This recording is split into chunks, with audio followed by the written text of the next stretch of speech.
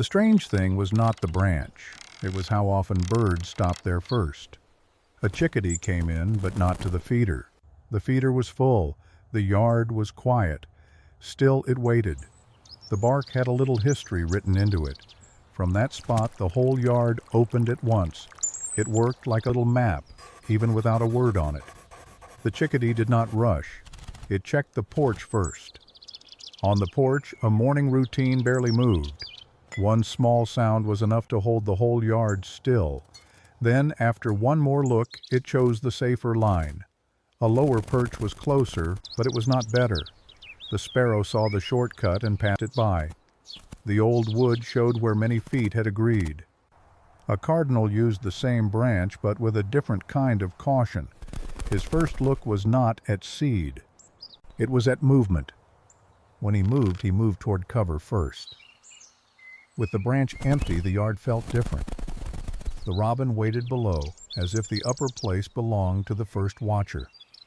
Only after the high spot cleared did the robin step forward. From the porch, it looked like nothing much had happened. The branch was not smooth everywhere, only where birds needed it. A wren did not come straight in either. From below, the branch was a roof and a lookout at once.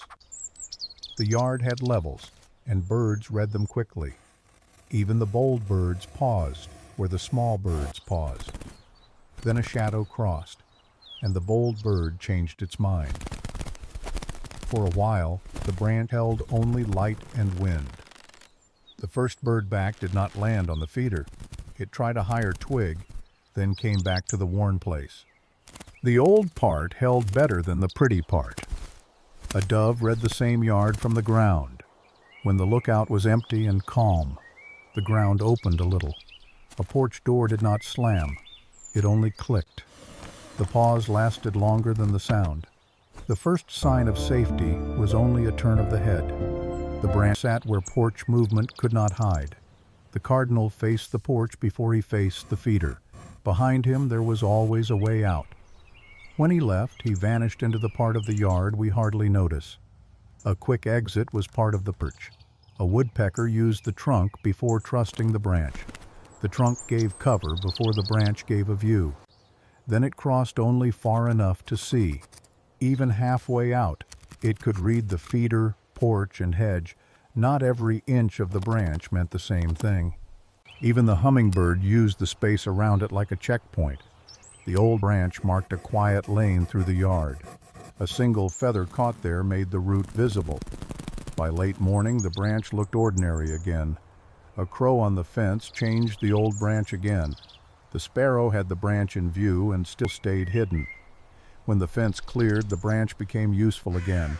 It did not rush to food. It reached the checkpoint. The body changed before the bird moved. By now, the branch was no longer just a branch. In the afternoon, the angle of light changed the watch post. The robin used the shade like a hallway.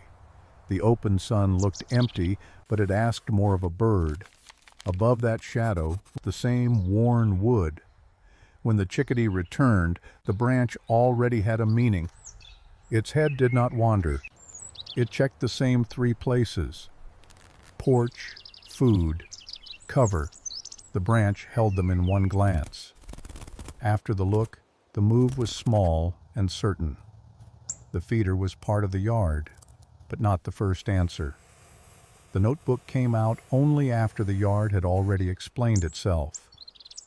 A good note sometimes begins as a shape, not a sentence. Then the yard repeated the drawing. Later, the cardinal returned to the same worn place. This time the scan was slower. A quiet yard made the next move shorter. The old branch kept the shape of the moment after he left. A smaller bird read the empty space next. It looked first toward the place the cardinal had gone. When nothing moved there, it chose its own line. The branch gathered more than birds. It gathered choices. Toward evening, the yard grew quieter, not simpler. The robin returned to the lower place, waiting again. The moment the upper place cleared, the lower bird changed.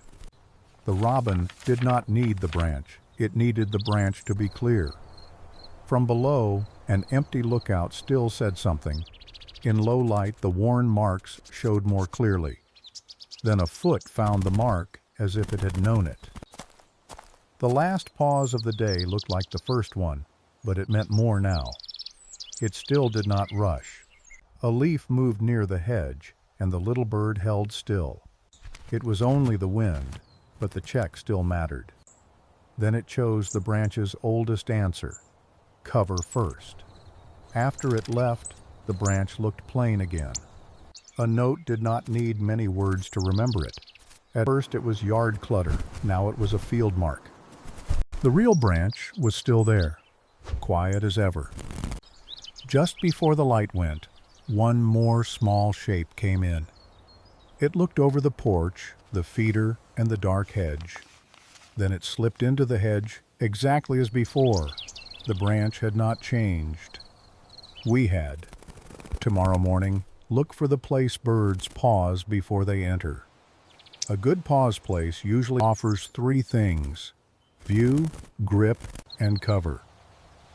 That is why the old branch was never just decoration.